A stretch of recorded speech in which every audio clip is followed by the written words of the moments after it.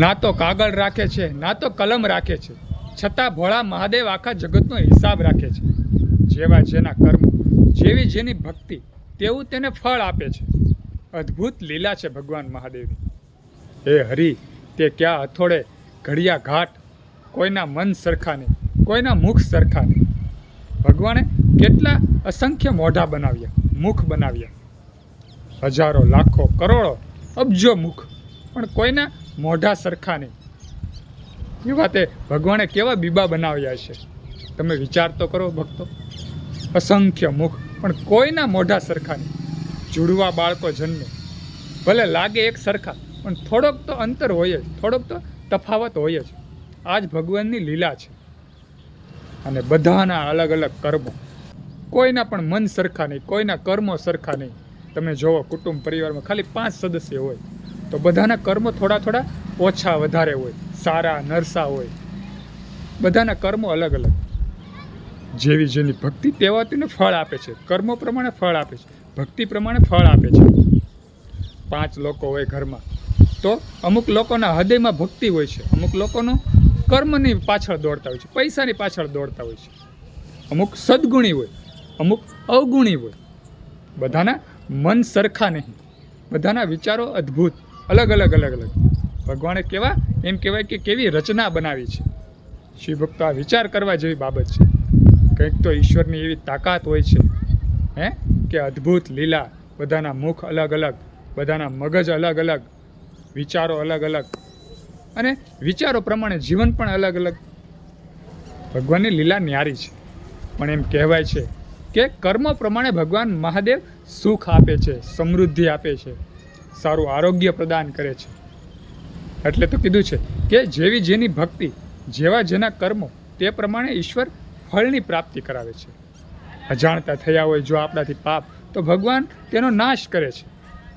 જીવનમાં આપણે આવ્યા છીએ તો કદાચ આપણાથી પાપ થઈ જાય, અજાણતા એવું કોકનું મન દુભાય છે, પાપ થઈ જાય આપણાથી, તો એમ કહેવાય છે કે ભક્તિરૂપી આપણે પંથ પકડીએ, નિત્ય ભક્તિ કરતા હોય તો તેનો નાશ થઈ જાય છે.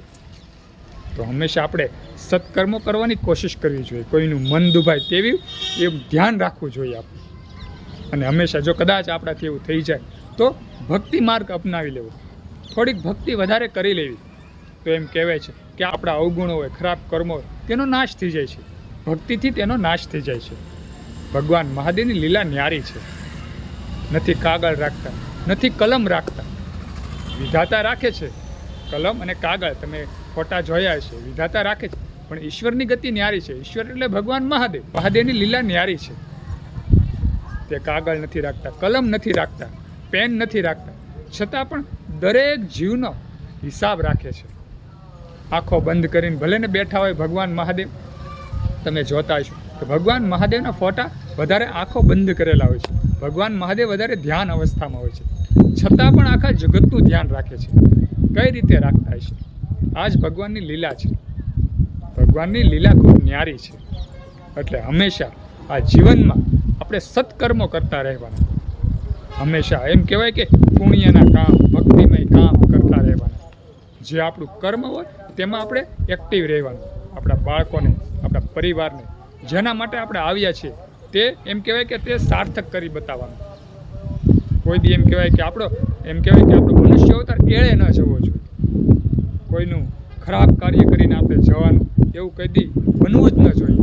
તો હંમેશા આપણે સુખી થઈશું અને આપણો પરિવાર પણ સુખી થશે. પરમ શક્તિ પરમાત્માએ જ આ ધરતી બનાવી છે, આપણને બનાવ્યા છે, સંસાર રચ્યો છે, સૃષ્ટિની સર્જના કરી છે, તે ભગવાને જ બનાવી છે. તો પછી તે આપણું ધ્યાન રાખવાના જ હોય છે. તો હંમેશા આપણે આ એક માળામાં છીએ. ભગવાન રૂપી એક જીવરૂપી જે માળો બનાવ્યો છે, જે પૃથ્વી રૂપી માળો બનાવ્યો છે, તે આપણે ભગવાન મહાદેવ જ બનાવ્યું. તેમાં આપણે રહીએ છીએ. તો ખાસ ધ્યાન રાખવાનું કે આ માળામાં આપણે કઈ રીતે રહેવાનું છે.